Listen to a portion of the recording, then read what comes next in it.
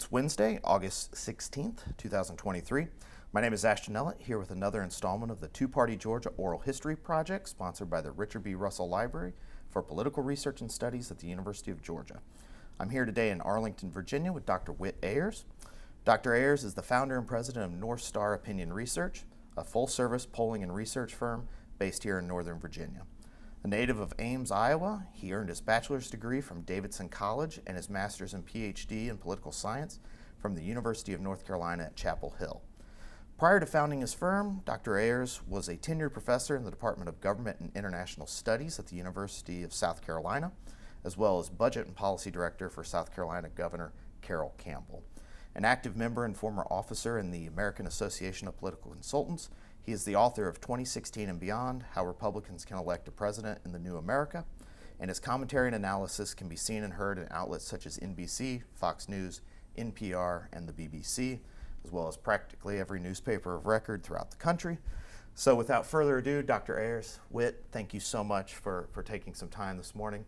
Happy to do it. To help explain how we got where we are today in Georgia politics, Southern politics, American politics, all that good stuff. It's a long and convoluted story. That's right. There's many a dissertation out there to be written. So let's start at the beginning. Tell me about growing up, your childhood and upbringing in Iowa. Born and raised in Ames, Iowa. My dad was a civil engineering and agricultural engineering professor at Iowa State University. So I grew up in a faculty town, graduated from Ames High School, one of the more challenging high schools in the country at that time. We had something like 17 or 18 merit scholarship finalists in my class. Well, very talented group of people. After that, I went to Davidson College in North Carolina. My family's Presbyterian.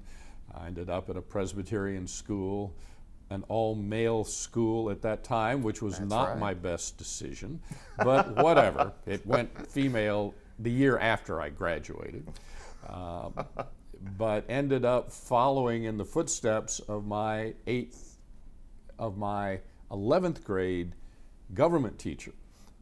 Mr. Enquist was a really good teacher at Ames High School, and I loved my government class. No one in my family had been involved in politics or government or political science or anything of the sort, but it's a great example of how a compelling teacher early on in your career can light a spark that has basically affected my entire life ever since. So I majored in political science at Davidson, had some very good professors there in my liberal arts degree, and then went from there to teach 8th grade in Greenville, South Carolina. Taught 8th grade American history and 9th grade civics. Toughest job I've ever had in my life. Amen. We had 150 13-year-olds every day, 5 classes of 30 kids. I loved it. It was fun. It was exciting to bring energy and excitement and watch the eyes light up if you told them a good story that they liked, but utterly exhausting. I used to go home on Friday afternoon, pour a bath, pop a beer, and listen to the silence because it was golden after a day in a middle school or a week in a middle school. Did that for 3 years. I never intended to go straight to grad school. I always wanted to take a break because I thought it would make graduate school more meaningful, and it certainly did. After 3 years, went to University of North Carolina at Chapel Hill, majored in political science again, got my doctorate in 4 years there, and did a lot of work in education policy and public policy. Desegregating higher education was one of the things I thought was a really interesting initiative of the Office for Civil Rights at the federal level and some resistance at the state level, particularly with the University of North Carolina having 11 predominantly white and 5 predominantly black institutions. Right. It's fascinating politics going on around there. Is that what your dissertation was on? Exactly. Then joined the faculty at the Department of Government and International Studies, University of South Carolina. Really enjoyed teaching there, did a lot of American government, public policy. I ended up being head of the public administration program for a while. But at that point, decided that I'd like to get a taste of Washington. So I applied for an American Political Science Association Congressional Fellowship, got that, worked for Carol Campbell in the House and Richard Lugar in the Senate, both very, very capable, Right. center-right governing Republicans, Right. and learned so much about what at that time was a Reagan-esque Republican Party, and took a lot of lessons away from that about how to frame an argument, how to make a political case, and did some polling for Carol Campbell when he ran for governor in 1986 in South Carolina. He ended up winning that race and asked me to be his senior executive assistant for budget and policy. And it was a great experience being in a governor's office. It gave me an appreciation for how governors can make a real difference in the lives of people.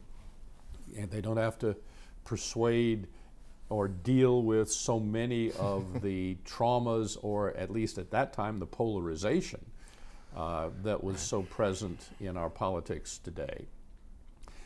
The legislature was controlled by Democrats, but they were Southern Democrats. And ideologically, Carol Campbell was not that different on a policy basis. Probably not even the most conservative. Exactly, from the leaders of the Democratic-controlled House and Senate.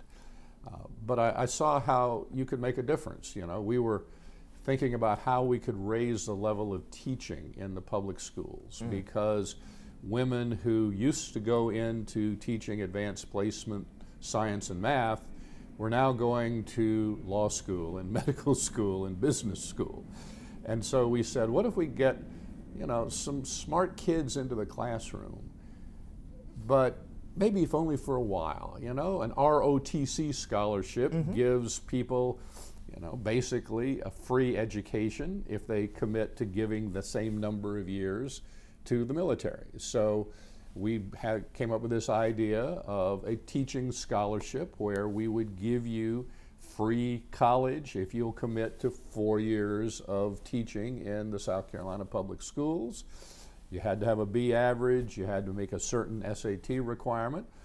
We took that to the governor, he said, that's a good idea. He took it to the legislature, they said, that's a good idea. They passed it, and the next fall, we had governors teaching scholars going to school, recognizing that they weren't going to spend their entire career in the public schools, but they would give 3 or 4 years, and they'd be some really capable teachers. So that gave me a great example of how a governor's office can make a difference. And I still love governors. I think it's the best political job in the entire country.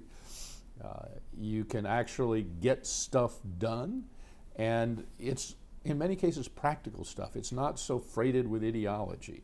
Carol Campbell made his name when Hurricane Hugo hit Charleston in 1989. He did such a superb job of handling that hurricane and its aftermath that he was virtually untouchable for re-election in 1990. Right. So I had been on leave from my tenured position at the university. I really enjoyed working for the governor. I enjoyed doing the polling for him, and I decided that I wanted to start my own company. So in 1991, I left the governor's office, moved to Atlanta, where my then wife was a physician, and started what we called at that time Ayres and Associates, which later became Ayres McHenry and Associates, and which is now North Star Opinion Research. It was a tough decision in some ways to go from having all of my phone calls returned as the budget director of the governor. I could call an agency head in 5 minutes, they'd be back on the phone with me, to going to Atlanta where I said, this is Whit Ayres, and they go, who? It took a while to build that up. Sitting in the basement of my house, which is where we started this thing, and being known to virtually no one. But I got a great break in that Paul Coverdale, who was running for Senate in 1992, saw some promise in me and in what we brought to the table.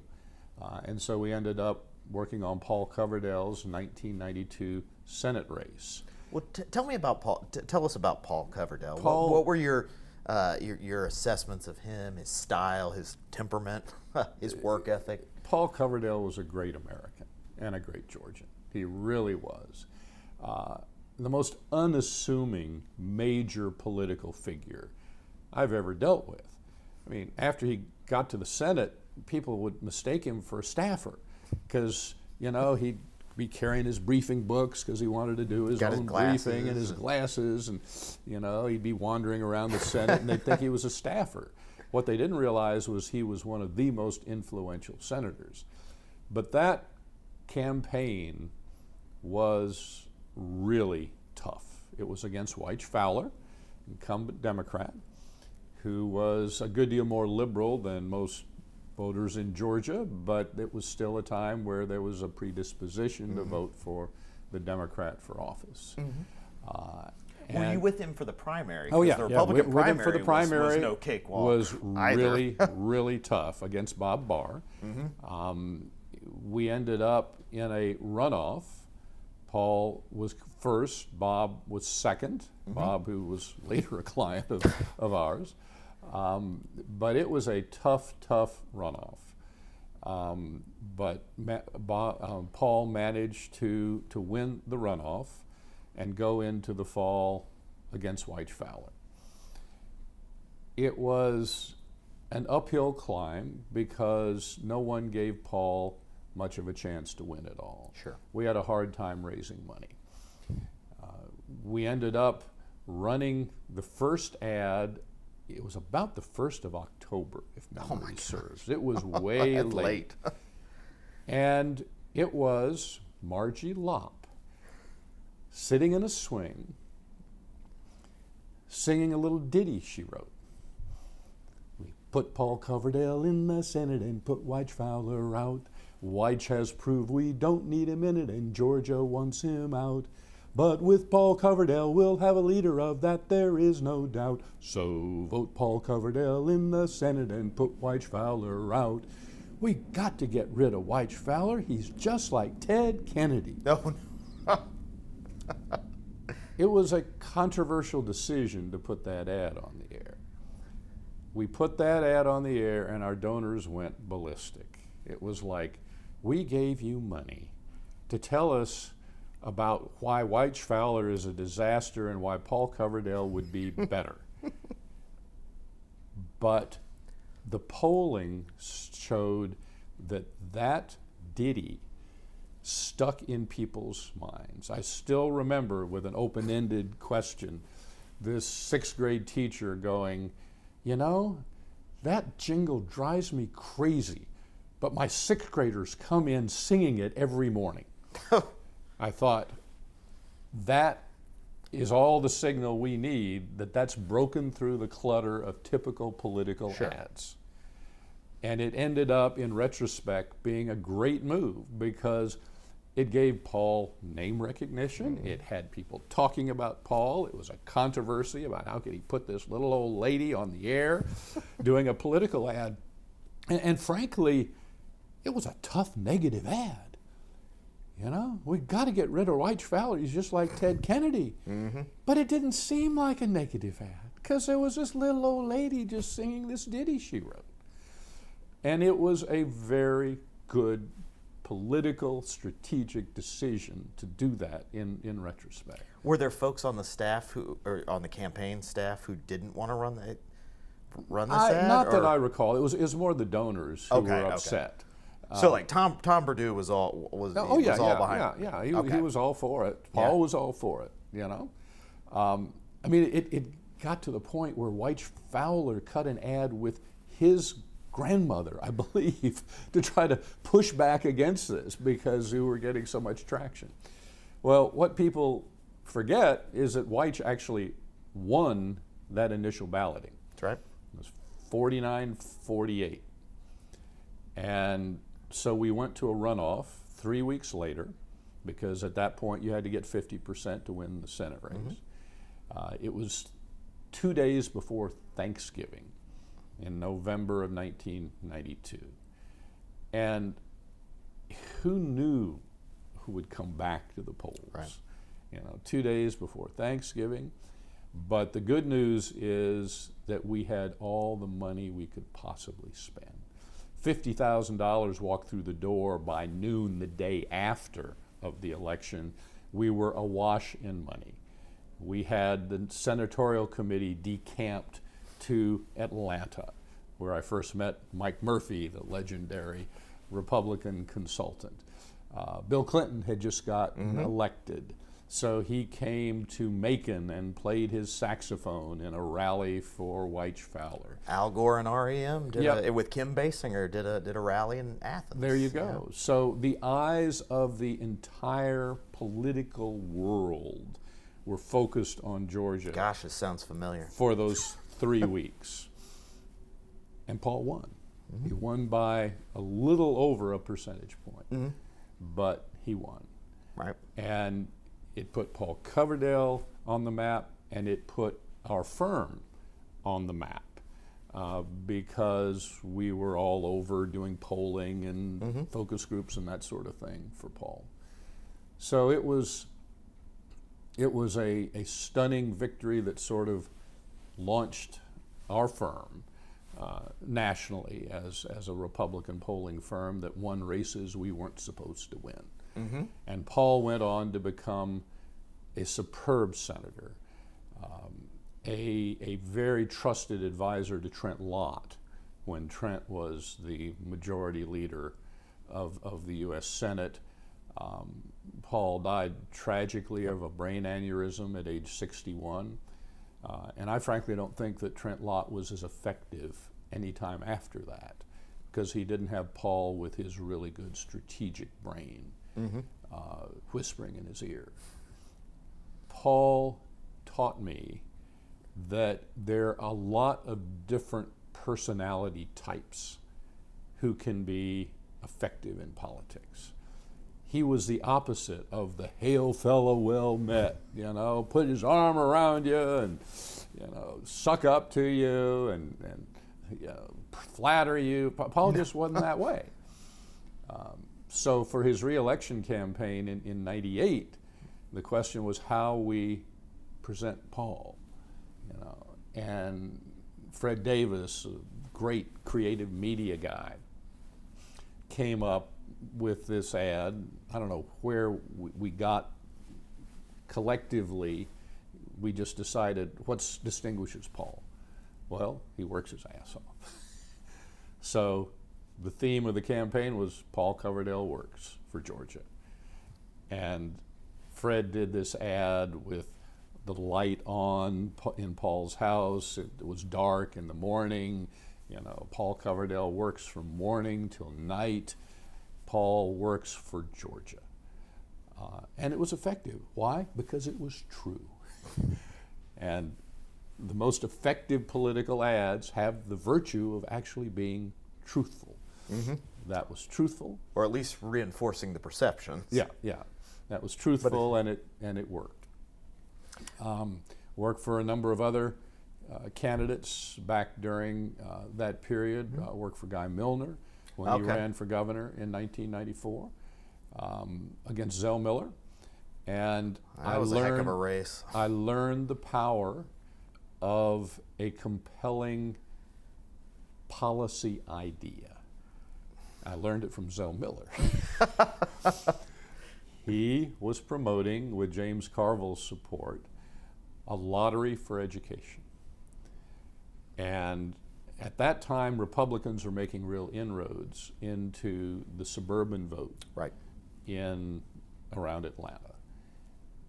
But all of a sudden we realized there are a bunch of suburban parents that would really like for their kid to go to Georgia or Georgia Tech or Georgia Southern free. Yeah. And wow, did that lottery idea work. 1994 was a huge Republican wave nationally. A huge Republican wave. All the Republicans were winning. Mm-hmm.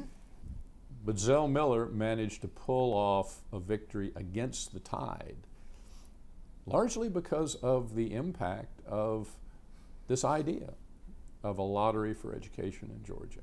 Mm-hmm. So that taught me a lot. In 1996, that was the Mike Bowers run, right? 98. 98.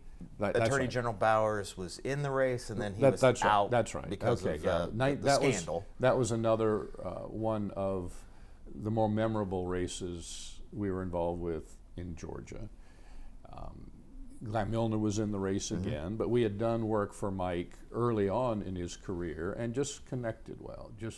I thought he was a good, upstanding man, a really good attorney general, a gutsy attorney general who was willing to stand up to the Speaker of the House and follow. No mean feat in Georgia. Follow the law wherever it led, and so we ended up doing Mike Bowers' race against Guy, who I'd worked for 4 years earlier, which is always a difficult situation. It seems like it would be awkward. It's always awkward. Whenever there are downsides to every.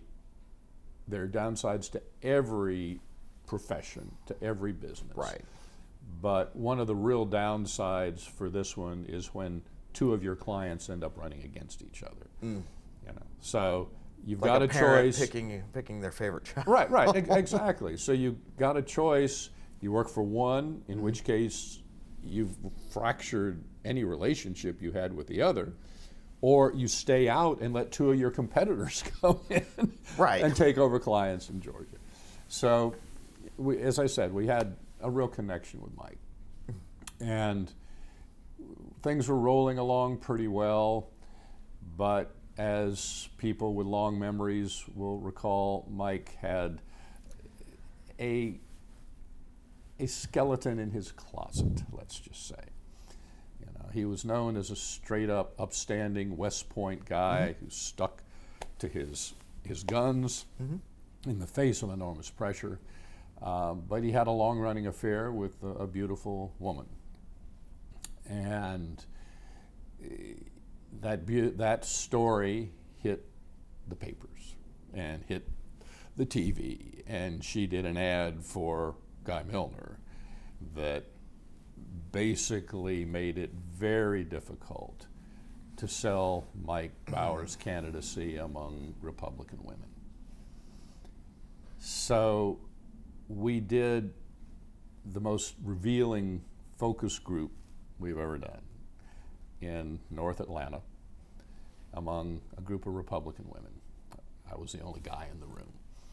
And we had two versions of an ad that Fred Davis had done with Betty Rose, Mike's wife. And one version of the ad was a Tammy Wynette, Stand By Your Man.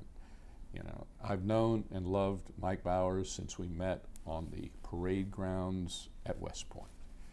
He is a good man, and he's made some mistakes, but I know he has Georgia in his heart, and I know that he wants to do the best for Georgia and will be an excellent governor of Georgia. The second one was an angry ad. There's some people who want to make this race about something it's not. This race is not about Mike Bowers' personal life. This race is not about our marriage. This race is about who would be the best governor for Georgia. She was angry and it was forceful. I was absolutely convinced the first ad was the ad. And so we went around the room one by one and asked each of these Republican women, suburban women from North Atlanta, which ad to run. They were unanimous that it was the second ad, the angry Betty Rose ad.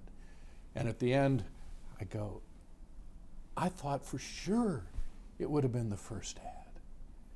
And they go, that's because you're a man. Oh. The second ad is a woman who could have left him but chose not to do so. The first ad is a woman who really didn't much have a chance, a choice. she had to stick by him. But the second woman had the strength to leave and chose to stick by him. That's the ad you should run. Everywhere we ran that ad, Mike Bowers went up. Everywhere. The only reason that we did not win that race, that primary, against Guy Milner, was that we didn't have the ad to run it in Augusta and Savannah and Macon. We didn't have the money. The secondary The secondary markets, and that's where Guy ran up his margins. Yeah. Were in the secondary markets. But I'm absolutely convinced if we'd had the money to run that angry Betty Rose ad in all the secondary markets, that Mike Bowers would have won the primary, and I think he would have been elected governor. You think he would have beat Roy? I do. If he had survived that primary. Right. I mean, Roy Barnes was a good governor, a popular guy, but that goes back to another Paul Coverdale story. Paul was the head of the Senate Republicans. Roy was the Democratic governor. But they had breakfast on a regular basis, I think once a week or so.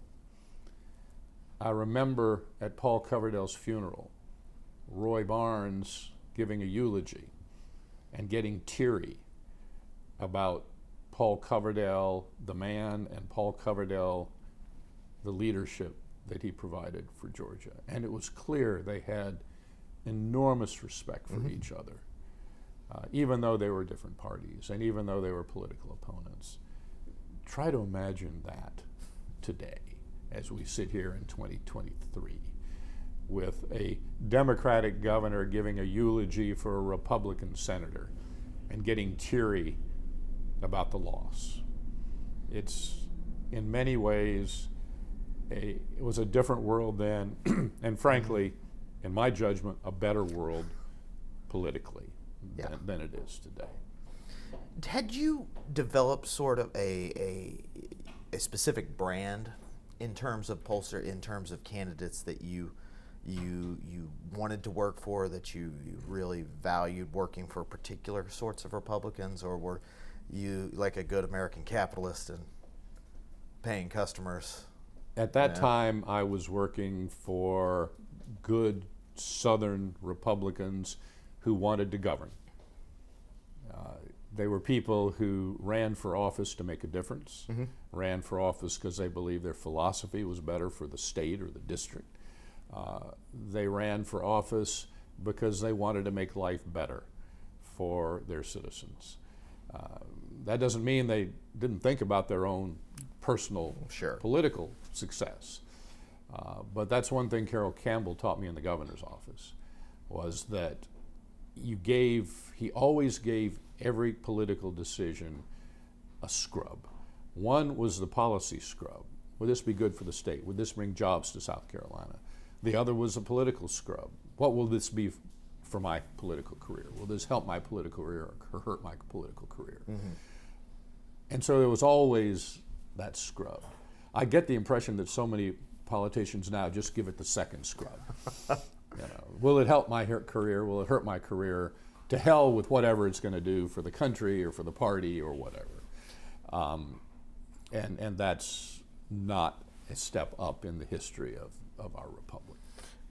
No names here, but have you ever had a case where you have a client, say you're in a primary because you're a Republican pollster, where you say to yourself at some point, I'm probably backing the wrong candidate here? No names. No names. I have not had that experience in a primary. I did have that experience one time in a general election. Really? Where I realized the Democratic candidate would probably be better than the Republican. Interesting. And that was a very, very uncomfortable feeling. I can imagine. And I decided right then I was not going to get myself in that situation again. I was going to do whatever I could to do enough vetting beforehand to get to know the candidate, to get to know what they stood for, to get to know their character, so that I would never, ever be in a situation where I really thought the other guy would be the better candidate. So tell me about making the transition from Atlanta up here to the Beltway. When did that come about? That came about in 2003, and it was pretty clear at that time that if we wanted to go national, we needed to be here. I was flying up to Washington all the time anyway, Right. but frequently things happen in Washington that are fairly quick. You get a call in the morning, can you come up to Capitol Hill for a meeting at noon? Well, if you're in Atlanta, there are a lot of direct flights up here, but it's still a lot more difficult. I had an airplane at the time. I loved flying my entire life, and so I would frequently fly my Beechcraft Baron up to Washington. But it was still difficult because you've got an industry that's centered here. Yeah. There were 4 of us in the firm at the time, and one of the people had had a daughter who just graduated from high school. The next oldest kid was my daughter, who was going into the 4th grade, and then John McHenry had 2 younger children. So we didn't want to move any kids in high school or junior high. That's tough.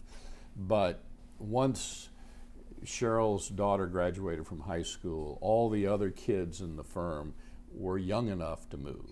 So we just moved the entire firm. It was everybody's decision. Anybody could have vetoed it, but everybody realized that it was the right thing to do for the growth of the firm. So in 2003, all 4 families moved up here. Wow. And we set up shop in Old Town Alexandria, where we had our office for 20 years. A great place, just half block off King Street. And it was a very, very good move for the growth of the firm, for the clients that we got. We ended up doing a lot of policy work for Chamber of Commerce, for the Federalist Society, the Judicial Confirmation Network, Pharmaceutical Care Management Association, a lot of healthcare work. Is that what really changed in the case of what sorts of clients?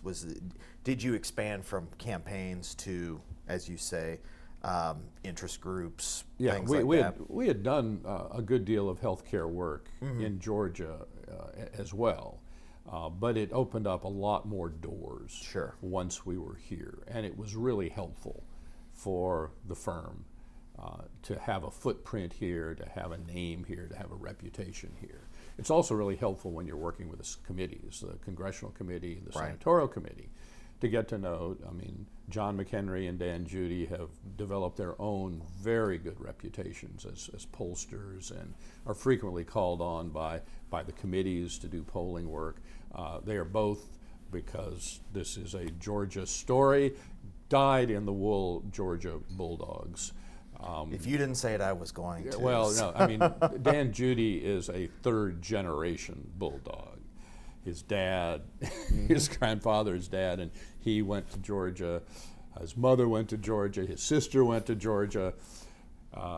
They've got a wing of our office, and whenever the Bulldogs would lose on a Saturday afternoon in a football game, I refused to go to the office the next Monday because I knew that you didn't need that kind of energy. It was just going to be a morgue in the Bulldog wing of the office. So I just, thankfully that doesn't come up. It doesn't come up very often anymore. No, it doesn't. In fact, it rarely comes up anymore. But no, they've developed their own excellent reputations. Had you done national campaigns, presidential campaigns before moving to Northern Virginia? Okay, first one we did was in 1996 with Lamar Alexander. And he was a long shot. Sure. Bob Dole was the odds-on favorite. Dole was going to win. It was kind of like the current situation. Well, of course, Trump's going to get the nomination. Of course, Dole was going to get the nomination. And he ended up getting it. But Lamar started off in Iowa at 3%, and Dole was at 56%. As Lamar tells the story, he claims I came in to tell him that he was at 3%, but the margin of error was 4, so he could really be at 0. Now, I don't remember ever telling Lamar that, but it's a good story, and Sure. Lamar likes telling the story. So they ended up with Paul coming in. I mean, with Lamar coming in third in Iowa, getting 21% of the vote, was coming up like a point a day in New Hampshire. But then they ran an ad against him saying, he raised taxes when he was governor of Tennessee, as did most governors who wanted to build roads and build schools and all that. And that stopped his momentum. And he came close. Pat Buchanan came in second. Bob Dole came in first. Lamar came in third. If Lamar had had another 4,000 votes in New Hampshire, and if he had been the alternative to Pat Buchanan, Right. he would have gotten the nomination, because the Republican Party at that time was not going to nominate a populist like Pat Buchanan. But as it turned out, Dole was the one to stop Buchanan rather than Lamar. And so Dole ended up getting the nomination. But it made me appreciate just how much history can turn on a very small number of votes, a very small point in time. Because I'm convinced if it had been, if Buchanan had come in first, Lamar second, Dole third, they would have rallied around Lamar. And it's almost a forecast of 2016 where this handful of votes, literal handful of votes in 3 states. 3 states? Made Donald Trump president of the United States. Imagine. It wasn't that many more votes in 3 or 4 states in 2020. Exactly. I mean, just imagine. Despite the popular vote, the huge popular vote lead. But just imagine how different our history would have been. 537 votes in Florida. There you go. In 2000. There you go. So it makes me appreciate the importance of a good candidate, a good campaign, and a good campaign team. Politics at any level, but especially the presidential level, is a team sport. And you better have a team around you whom you trust, who believes in you, who will go to bat for you. And often the decisions are decided by half a point. Well, and that was probably the strength of Joe Biden's campaign, was that core group around him in 2020 in those primaries, that he was able to weather some pretty withering losses. Oh, yeah. In those first 4 contests. Pretty pitiful performances in New Hampshire and 6th in New Hampshire Nevada, or something. Nevada. Exactly. That week before South Carolina, there was lots of celebration on the progressive wing, but there was a lot of hand-wringing in the establishment. Yeah, but exactly. So, the political scientists like to talk about, well, campaigns don't really matter. Yeah. They're dependent on, the state of the economy, the metrics, the state of the economy, the basis of the party, blah, blah, blah. And I'm like, come on. I've been involved with too many campaigns where it was the campaign that made the difference between 51 and 49%. Right. And that's really what we're talking about. We're talking about at the margins. The best example of that I can think of is the Democratic primary between Hillary Clinton and Barack Obama in 2008, where Hillary Clinton was widely deemed to be the odds-on favorite. Sure. But it was the mechanics of getting delegates by the Obama team, and particularly the mechanics of getting delegates in the small caucus states that gave him the nomination rather than Hillary Clinton. Super Tuesday was a push because of Nebraska. Exactly. And Exactly. the Plains. Exactly. So a campaign really matters. Right. Particularly with very, very close races, which many of them are now in an evenly divided, polarized climate. Do you think a 2016, I think surprised most people? A better Hillary Clinton campaign wins that. Yeah. I mean, not thinking you had Michigan, Pennsylvania, and Wisconsin in the bag. Yeah.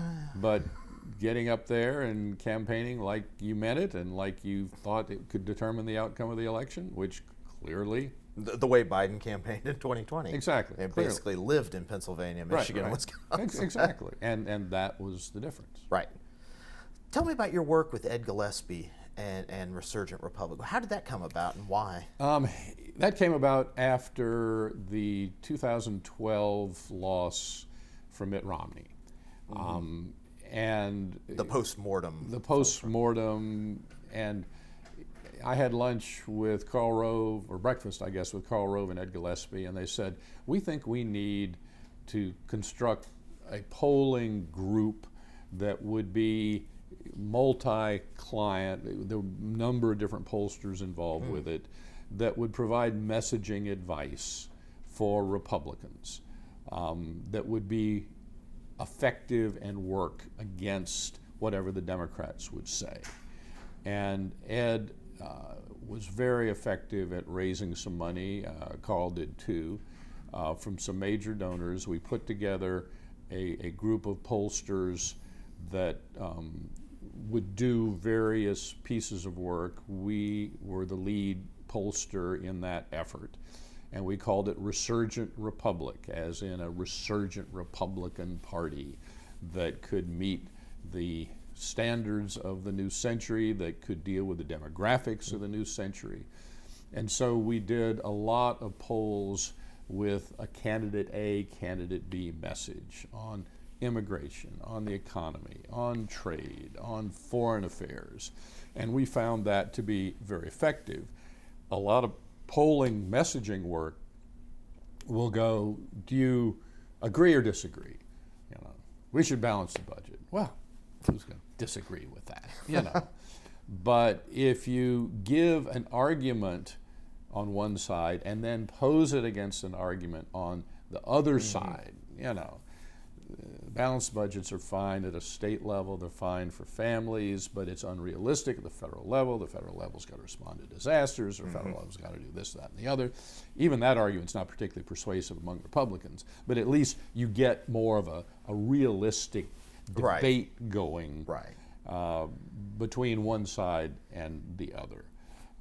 Intensity matters, particularly things like guns and immigration. But you can also measure intensity with a good polling question as well. So we did a number of those surveys and focus groups that I think were very helpful, got a lot of attention, got a lot of play.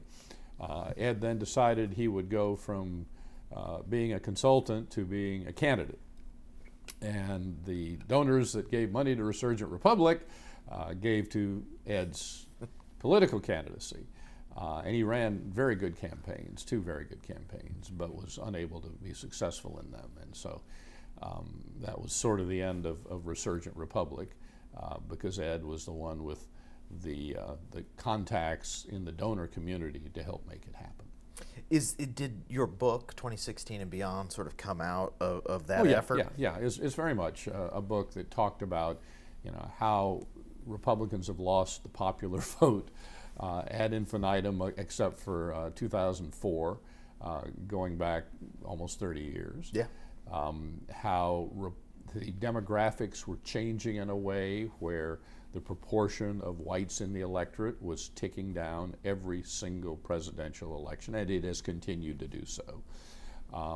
It made the fundamental argument that a party whose base was older white people was not a party that was going to be effective in future campaigns, that we would need to do better among younger people, we would need to do better among minorities.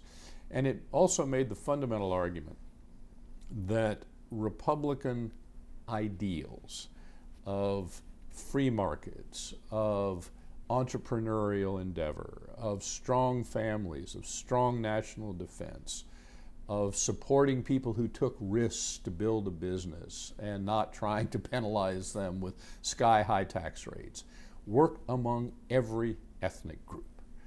That if you look at what's happened to Vietnam, for example, a vibrant, free enterprise economy lifts all boats and can work regardless of ethnicity. That's an argument that I made almost 10 years ago now, and I believe even more today, that good values of entrepreneurial endeavor and strong families and strong national defense know no ethnic boundaries. I still believe it. I'm looking for a candidate who can take that message to a new America and hopefully one day win a majority of the popular vote for president. In a political system where government is of the people, by the people, and for the people, in Abraham Lincoln's inimitable words, getting a majority of the people behind what you want to do matters. It matters for legitimacy. It matters for getting things passed. It matters for governing.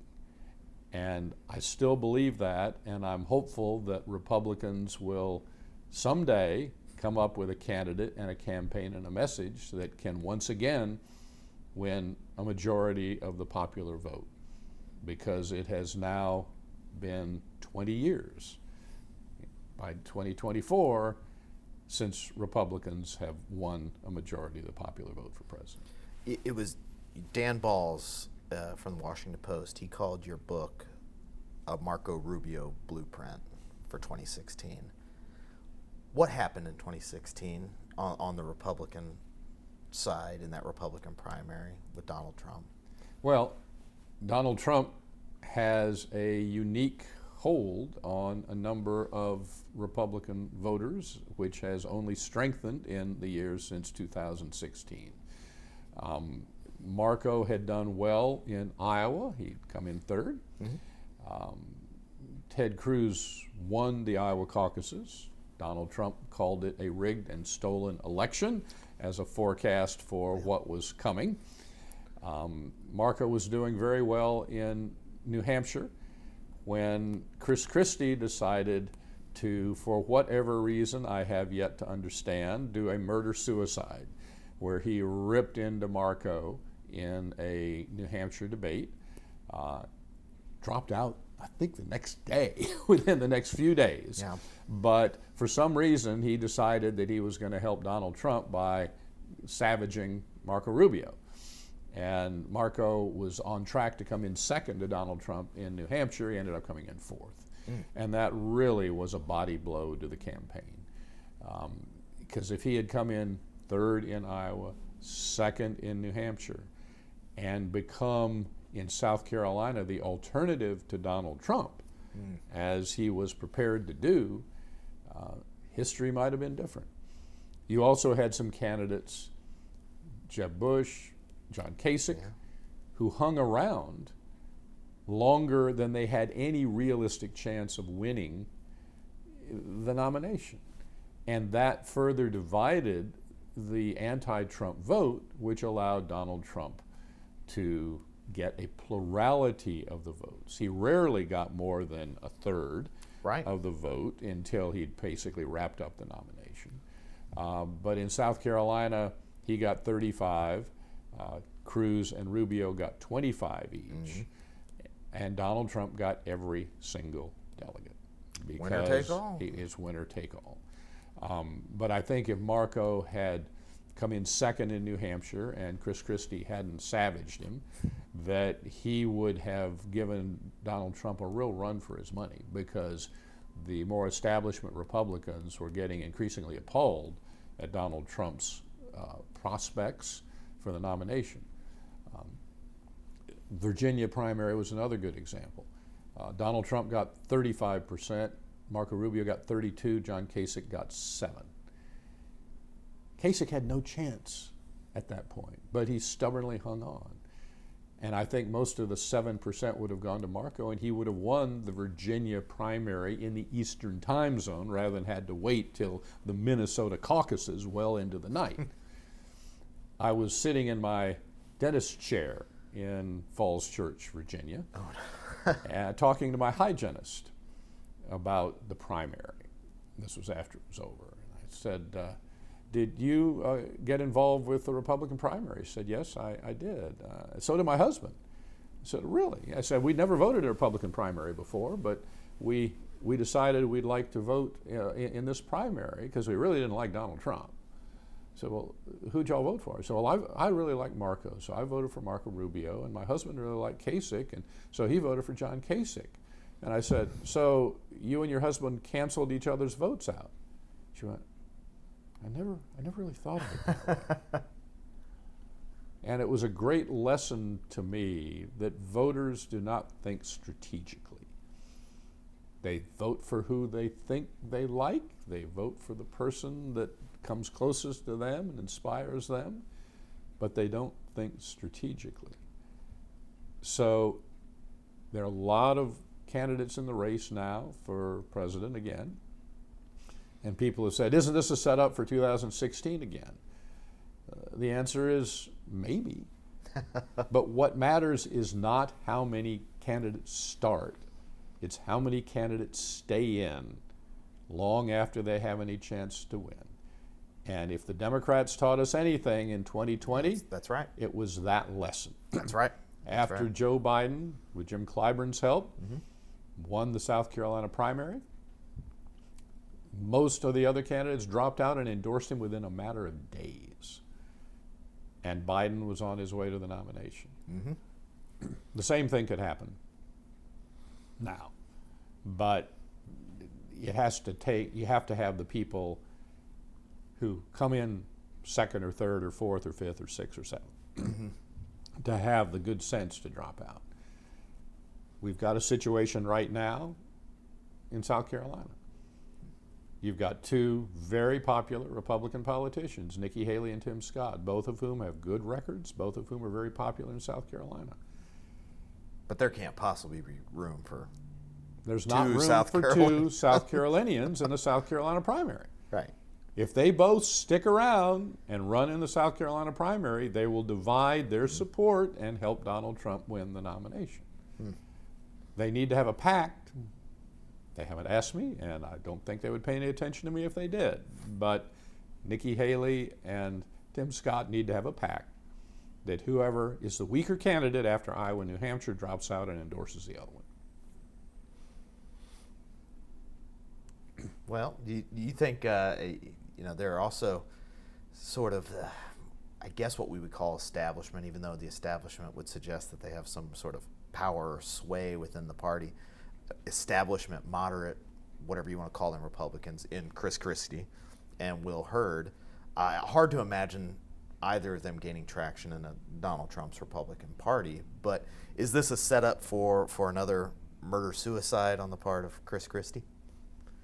Would you like that opportunity? We'll see. The current Republican Party is split into three factions that all revolve around their attitudes about Donald Trump. Right. As does most of American politics these days. And how? There's the Never Trump faction that are appalled by the fact that Donald Trump took over the party. They did not vote for Donald Trump in 16 or 20.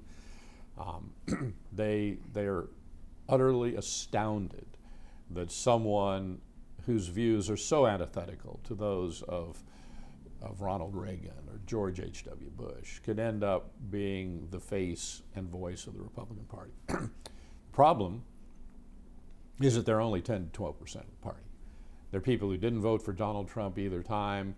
They have a very unfavorable view of Donald Trump, but they're 10 to 12%. How many of those folks from 2016 who identified as Republicans, who identified as never Trumpers, how many of them are still in the Republican Party? There's still a number of them who are in the Republican Party. Why? Because they voted for Brian Kemp. Sure. They voted for Brad Raffensperger. If you look at the Georgia votes, down ballot Republicans did great. 7 points. 7-point spread. Huge difference between the vote for Trump and the vote for Kemp or Raffensperger. Herschel Walker, who was Herschel obviously Walker, a Trump exactly. candidate. So, a lot of folks just skipped over the top of the ticket or voted for Biden and then voted Republican down ballot. They still believe in the Republican principles we just talked about, which is why they're still Republicans, but they're not Trumpies. Right. There's about a third of the party who are always Trumpers. Right. They would walk through a wall of flame for Donald Trump. They would vote for him against any conceivable alternative. They will go to bat for Donald Trump, and they will brook no criticism of Donald Trump. Criticizing Donald Trump among always Trump voters is like criticizing Jesus in a rural Georgia church. That Jesus guy is just not all he's cracked up to be. I mean, you can stand up and say that. It's going to have zero effect on Jesus' reputation, but a huge effect on the reputation of the person who says it, because it will destroy their credibility, which is why there are so many people who are running for president who are reluctant to take on Donald Trump frontally. Chris Christie's done it, Will Hurd's done it, Asa Hutchinson's done it. Mm-hmm. But they're competing for that 10, 12, maybe 15% of the vote nationally. Mm-hmm. Now, that doesn't apply to the individual states. Oh, sure. In New Hampshire, the Never Trump group is larger than it is nationally. Right. And you could see Chris Christie doing very well in New Hampshire. But when you come down south, we'll see. We'll see. The Always Trump group is right at 35%. These are people who have a very favorable view of Donald Trump. They voted for him twice. They want the nominee to be Donald Trump because they don't think anyone else could possibly be better.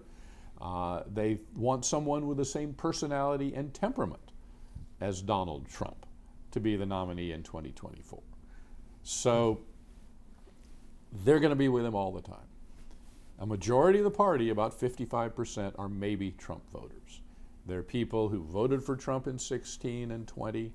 They would vote for him in a heartbeat against Joe Biden. So these are reliable Republican voters. These are reliable Republican voters who are worried that Donald Trump carries so much baggage that he may not be able to win in 2024. And we sit here before any trials occur. Yeah, that's right. 4 of them. So they're at least open to alternatives. They're looking at alternatives. And the question is whether one of those alternatives can reach a consensus of the maybe Trump voters. That's why we run campaigns. That's why we have debates. That's why we have votes.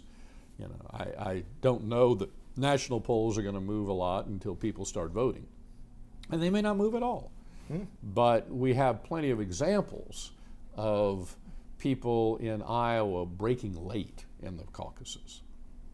And, it's possible that somebody, a Tim Scott, could break through in an Iowa caucus.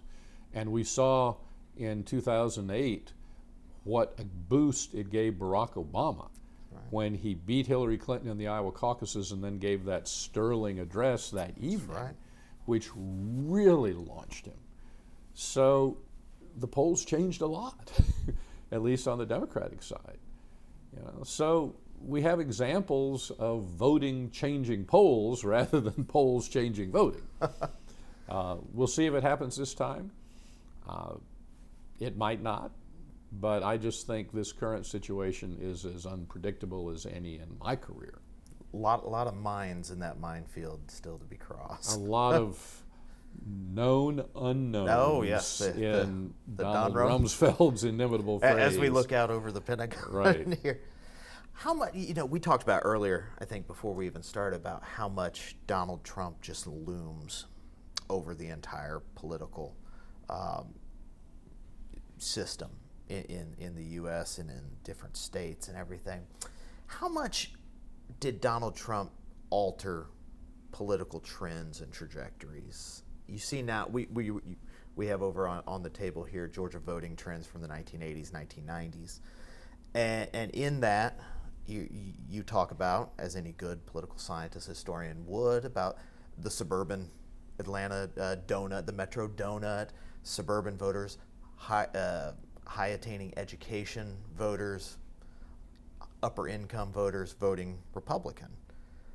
Those trends are not the trends in Georgia today, or Northern Virginia, for example. Another good example of that, how that trend of suburban voters, higher education voters, women with college educations, there's been a realignment, and there's an ongoing realignment. Why do you think that is? And does that predate Trump?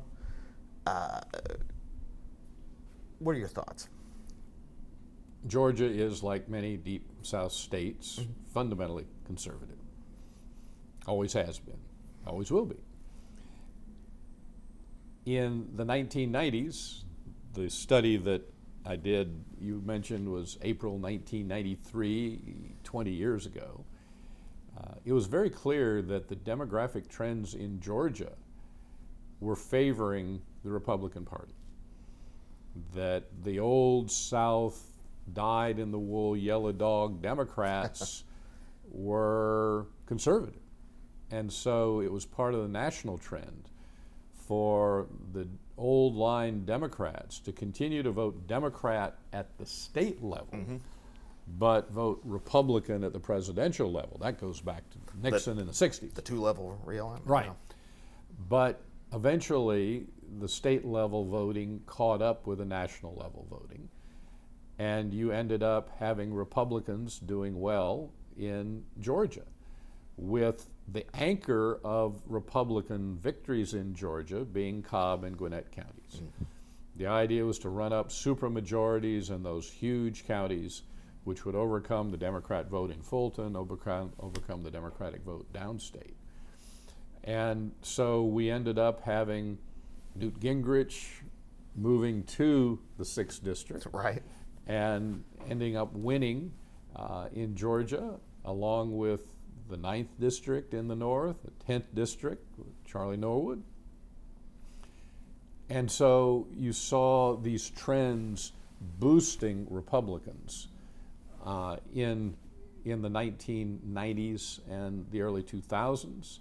And it's been a long time up until the last election before there was a statewide Democratic victory. Along came Donald Trump. Donald Trump appealed to a great many of those formerly Democratic voters in rural areas of Georgia and small towns. But he repelled many of the suburban voters, many of them women, college-educated women, who gave victories to Republicans in the 1990s and early 2000s. So now the demographic trends are going the exact opposite of what they were when I wrote that paper 20 years ago. We now have Cobb and Gwinnett counties as far more diverse counties than they were in the 1990s. But imagine my surprise when I looked at the Georgia voting in the 2016 presidential race and realized that Cobb and Gwinnett had voted for Hillary Clinton over Donald Trump. Voting for a Democratic candidate for president would have been unheard of 20 years ago. Just unheard of. And yet that is the Donald Trump factor. And so now we have Newt Gingrich's old suburban white Atlanta congressional district represented by a Democrat. Yep. We did Karen Handel's races for Secretary of State. We did Karen Handel's race in the special election. Oh, my gosh. That was very close, which she won. But those trends caught up with Karen. And it's a Trump-driven factor coupled with the demographic factors making suburban Atlanta far more diverse than it was 20 years ago, that has caused a resurgence of the Democratic Party. Now, I don't know that that's permanent. Right. That was my next question. No, it's not permanent. I mean, if you have the candidate of the kind that Republicans used to nominate that could appeal to suburban women, that could talk about the importance of education, importance of job training, importance of good job growth, importance of the opportunities presented for their kids to grow and develop and thrive in Georgia, I'm sure a Republican can come back and win those counties. You know, I mean, we've seen Brian Kemp and Brad Raffensperger, you know, win fairly comfortable victories in the Trump era. But it's going to take a different candidate and a different party and a different message at the national level for those candidates to be able to emerge in Republican primaries, Right. to come back and win those districts. And in the meantime, we have Marjorie Taylor Greene rather than Karen Handel or Newt Gingrich or Charlie Norwood or many of the people who did so well in the past in Georgia. And I suppose, looking ahead to 2026, that the looming question is, yes, Brian Kemp defeated David Perdue, Brad Raffensperger defeated Jody Heiss, but they were incumbents. They were known quantities. They had stood up to Donald Trump, which we assume helped them in those Sure. heavily populated areas Sure. of the North Metro. Suburban County, Columbia County, Houston County, Oconee County. But does it work at the primary level, even in a state like Georgia? In 2026, you tell me, is Donald Trump in the Oval Office or in jail? There you go. Or something in between? There you go. We are in a situation where either one of those possibilities is not outside the realm of the possible. No. It's hard to believe we're sitting here saying that, Yeah, it is. but you can easily envision a scenario where Donald Trump is residing in that White House over my shoulder, or sitting in a jail cell, or on probation, Or under house arrest. Yeah. Which is a more likely scenario if he is found guilty of some of these felonies. It sure seems like a 50-50 proposition. I don't know. Why do I say this is the least predictable environment of my entire career? So just as we're thinking about wrapping up this interview, and I don't want to prognosticate too much about the future because, as we said, we simply have no idea. I just want to think, as you look back on your career now, 35, 40 years, what are some of the most memorable moments that stand out for you? Helping someone get elected with a good set of values and a governing mindset who really wants to make a difference in the lives of their constituents is a very reinforcing feeling. It makes me feel like I've done a little something good for the country and for democracy. We didn't talk about Bill Frist in Tennessee, but we did his race in 1994. Major upset. He goes on to become majority leader of the U.S. Beat Senate. Sasser, right? Yeah, he beat Jim Sasser. Yeah, helping Carol Campbell get elected governor of South Carolina. To this day, people in my generation, we'll talk about Carol Campbell being the best governor of their lifetimes. Helping Paul Coverdale get in the U.S. Senate, where he made such a difference. I mean, Coverdale grants to this day help kids go to college. So helping really good people get into office and then watching the difference that they make once they get into office. It gives me a really good feeling that I've helped in some small way the country get a little better. Yeah, I would be remiss if we didn't talk about polling and sort of the public's understanding and perception of political polling. Since 2016, the refrain is, polling is broken, and the political polls just don't work in the Trump era. Is that because there's an issue with polling in the flux of landline, cell phone, internet, as well as just the American public's misconception and misunderstanding of what probability is and what margins of error are? Or is it a little bit of everything? The polling industry is in a transition today comparable to what it was going through in the 1960s. Okay. Prior to the 1960s, polls were done door to door. it would take a month to do a national survey. And then we went to telephone data collection. Mm-hmm.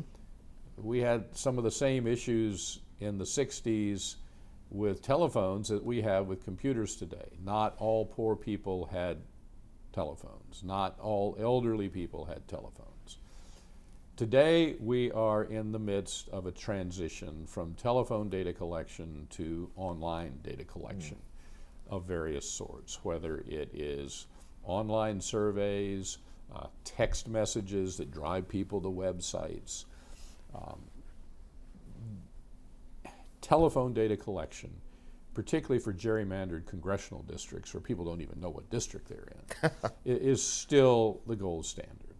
But for messaging surveys, particularly national messaging surveys, we can do a remarkable job with weighting and with demographics to make sure that the sample we get is comparable to the sample that we want, which is the voting public.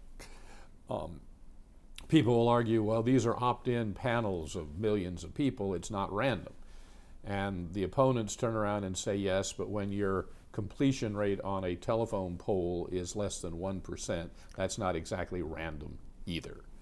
So we are moving rapidly toward far more online data collection than telephone data collection. Polling is not broken. Our polls in 2018, 2020, 2022 were remarkably accurate, as were most pollsters' polls. There is a Trump phenomenon that is difficult to overcome. There is a group of people, and this seems to be the general consensus within the industry, of Trump supporters who simply won't have anything to do with anyone calling or trying to get your opinions by polls. The Trump phenomenon is a populist phenomenon. It's anti-intellectual. It's anti-elite. It's anti-expertise. And polling represents elite intellectual expertise. And there are a group of people that simply aren't going to play ball. They're going to go vote for Donald Trump, but they're not going to play ball with pollsters. And there are all kinds of tricks to try to do. You know, I'm calling from a conservative publication and so forth. But we've made some adjustments to that. I mean, we make sure that our sample is as much non-college as it should be, for example, so that we're running our Republican primary polls now at 60% non-college, 40% college. But the key is getting the correct non-college people in the sample. And that's a challenge, and it will remain a challenge as long as Donald Trump remains a major political figure. But down ballot races, races for governor, races for Congress, we've been remarkably accurate, particularly in the last 3 elections, 18, 20, and 22. When we think about presidential elections, do people put too much weight and interest on the national polling numbers instead of state by state polling numbers? The reason you do that is to see who's getting name ID and name recognition nationally. But with an electoral college determining the winner, it's pretty obvious that it's the state level polling that is of greater interest if you're trying to predict the winner. The problem is that there's nowhere near as many high quality state level polls as there are national polls. Right. So you could be relying on a greater number of shady, cut rate, cheap polls, and there are a number of them out there if all you're doing is looking at state level polling. Well, usually I ask people to predict what's going to happen in the future, but I'm not going to do that to you. That's a very good choice. I know. So anything else you'd like to record for posterity, you know, thinking back on your career and, you know, how you started as a government civics nerd in 11th grade to where we are now, or where you are now? I've loved this career. I feel blessed to have some fabulous people to work with, whom we've worked with over many, many years now. Dan Judy, whom I mentioned, is the new kid. He's been with us for 20 years. So I've got a very stable group of people, and we've been together. In the case of Cheryl Martin Glenn, she started the company in the basement of my house in Roswell in 1991. So what, that 32, all going on 33 years. John McHenry wandered into my office as a graduate student at the University of Georgia in 1995. So he's been there 27 years now. And as I mentioned, Dan came right out of Georgia to our firm, so he's been there more than 20 years. So I feel very fortunate to have such great people with such great Georgia connections, having worked with me for the last 30 years. I feel really fortunate to have worked for some really, really good, capable public servants, people for whom public service really means something. And I feel like it's been a privilege to work with those people. And I also feel privileged to have gotten such a great start in political science, because basically what I have done has been applied political science for the last 30 years. And with good training from Davidson and University of North Carolina at Chapel Hill, they gave me a good grounding in political science that's allowed me to be far more successful than I had any reason to believe I would when I was sitting in my basement in Roswell making cold calls in 1991. Well, we'll have to get you down to Athens to meet with our Applied Politics Certificate Program, which is one of the, it's just Happy a to top do it. flight program. Audrey Haynes runs out of the political science department. Of course, Chuck Bullock's there, and it's a great organization in SPIA. Lot of energy there, and obviously the UGA Washington semester program, right? With the internships and everything up here. But as a Delta plane takes off over your shoulder, and we're talking about UGA and Georgia, that's just a great place to wrap up. Whit, thank you so much. My pleasure. For your time. On behalf of everybody at the Russell Library and the University of Georgia, go Dogs, and thank you.